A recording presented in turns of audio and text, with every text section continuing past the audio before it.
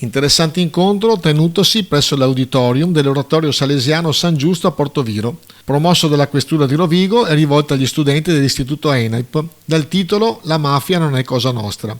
Vero fulcro della giornata è stato il contributo della signora Rosaria Costa, vedova dell'agente della Polizia di Stato Vito Schifani, vittima della strage di Capaci del 23 maggio 1992. Chiediamo alla signora Costa cos'è cambiato e se è cambiato qualcosa in tutti questi anni. È cambiato tanto, intanto perché noi siamo qui presenti con le forze dell'ordine, quindi presenti sul territorio e cerchiamo ogni giorno anche di far sì che tutto questo, quindi questo cambiamento sia possibile con la nostra testimonianza, ma anche la testimonianza di tutti i cittadini, non deve essere la testimonianza solo della Polizia di Stato o delle forze dell'ordine in genere, dobbiamo essere tutti noi cittadini a essere coesi e lottare affinché questa piovra, non dico che debba essere sconfitta, perché è difficile, sconfiggere la mafia è un lavoro molto difficile, ma possiamo in qualche modo lottare tutti insieme.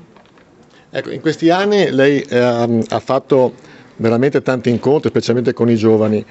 Vede un comune denominatore in tutta Italia questo impegno, non solo dei giovani, delle istituzioni, oppure c'è ancora una divisione territoriale nel nostro paese? No, l'impegno è coeso, siamo tutti lottiamo per il bene comune, diciamo la nostra libertà, perché dobbiamo in qualche modo essere liberi e scostarci da questa mafia, da questa criminalità in generale che veramente ci sta logorando la nostra vita. Nel nostro immaginario la provincia di Rovigo è una provincia tranquilla. Dal suo punto di vista è una provincia tranquilla o è una provincia che riserva delle amare sorprese a volte? È una provincia tranquilla, ma questo non significa che non dobbiamo abbassare la guardia, quindi dobbiamo stare sempre attenti e far sì che tutti i fenomeni vengano immediatamente arginati.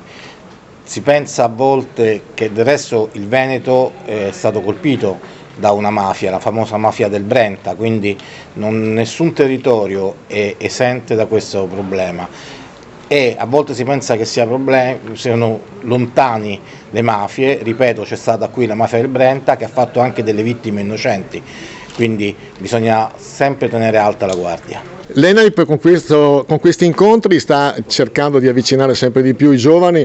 Quanto è importante il vostro impegno da questo punto di vista?